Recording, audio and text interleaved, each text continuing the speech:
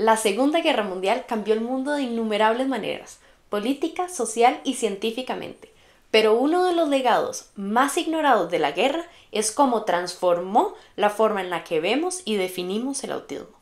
Hoy, el autismo se entiende como una condición neurodesarrollativa caracterizada por diferencias en la comunicación, en la interacción social y en el comportamiento.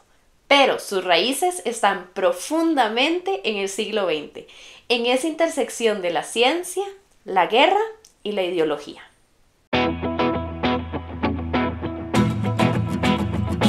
Antes de que Hitler llegara al poder, la idea de la pureza racial ya tenía influencia en la ciencia de Europa y Estados Unidos. La eugenesia, que es la creencia de mejorar la raza humana a través de la reproducción selectiva, no era algo marginal.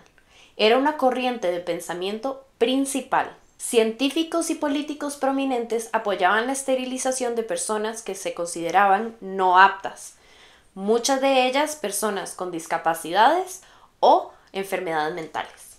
Cuando los nazis llegaron al poder, las teorías eugenésicas tomaron un giro letal. En 1939, Adolf Hitler autorizó el programa T4, una campaña de asesinato masivo dirigida a niños y adultos con discapacidades, quienes fueron etiquetados como vidas indignas de ser vividas. Miles de personas con autismo, discapacidades intelectuales, epilepsia y esquizofrenia fueron sistemáticamente asesinadas por cámara de gas. Y profesionales médicos, incluyendo pediatras y psiquiatras, fueron participantes activos. El nombre Asperger es muy conocido en la comunidad autista, pero la historia detrás es profundamente controversial. El pediatra austriaco Hans Asperger, que trabajaba en la Viena ocupada por los nazis, identificó un patrón de comportamiento en niños que llamó psicopatía autista. Describió a niños con vocabulario avanzado, intereses restringidos y habilidades sociales limitadas, lo que hoy conocemos como autismo de alto rendimiento, que es un término anticuado, o, mejor dicho, de bajas necesidades de apoyo. Pero Asperger también cooperó con el régimen nazi, refiriendo a niños que él consideraba no educables y por ende que no podían participar de la nueva comunidad alemana al programa T4, donde fueron sometidos a experimentación y luego asesinados. En 1943, Leo Kanner, que trabajaba en Estados Unidos, publicó un artículo pionero, aunque hablaremos de eso en otro video, en el cual describía a 11 niños con un síndrome único: aislamiento extremo desde la infancia, obsesión por la rutina y una memoria sobresaliente.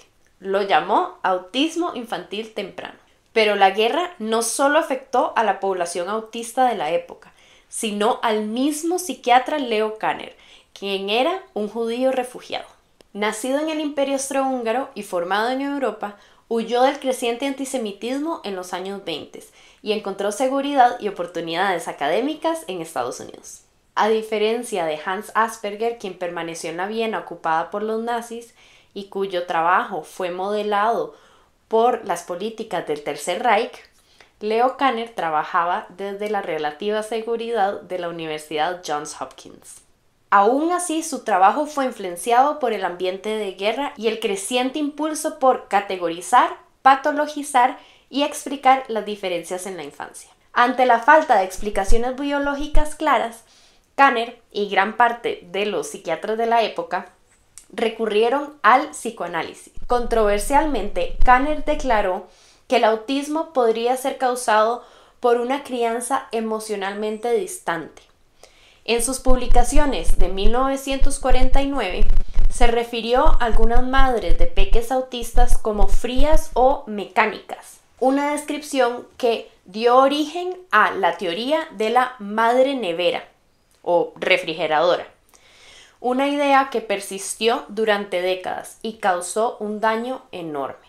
Por décadas se culpó a las madres del autismo de sus hijos, lo cual causó estigma, culpa y terapias equivocadas. Además, tomaría años de investigación y activismo desmantelar este mito y cambiar el enfoque hacia modelos neurológicos y del desarrollo. Después de la guerra, el horror de los crímenes médicos de los nazis salió a la luz durante los juicios de Nuremberg, lo cual llevó a la creación del Código de Nuremberg, una base fundamental para la ética médica moderna. Las atrocidades cometidas en nombre de la ciencia obligaron al mundo a replantearse cómo estudiamos a los seres humanos, especialmente a los más vulnerables. Y aún así, el autismo siguió siendo mal comprendido, estigmatizado y medicalizado durante décadas. Y todavía lo es. En las últimas décadas, el auge del movimiento por la neurodiversidad ha desafiado el modelo médico del autismo. Los activistas dicen que el autismo no es una enfermedad que deba ser curada, sino una variación natural de la cognición humana. Sin embargo, las sombras de la Segunda Guerra Mundial aún persisten. El temor a la secuenciación del genoma humano, los ecos de la eugenesia y el legado de la deshumanización siguen influyendo los debates sobre la investigación del autismo, las pruebas prenatales y los derechos de las personas con discapacidad. El autismo no comenzó en el siglo XX, pero nuestra comprensión de él sí. Y esa comprensión nació en gran parte de la guerra, la ideología y el sufrimiento. Debemos recordar a quienes fueron silenciados, no solo para honrar su memoria, sino para asegurarnos que la ciencia y la sociedad nunca vuelvan a confundir el ser diferente con el ser defectuoso, y que el poder no vuelva a decidir qué vidas importan. El autismo no es una tragedia, pero olvidar la historia sí lo es. No podemos permitir que la historia se repita solo porque nosotros la olvidamos.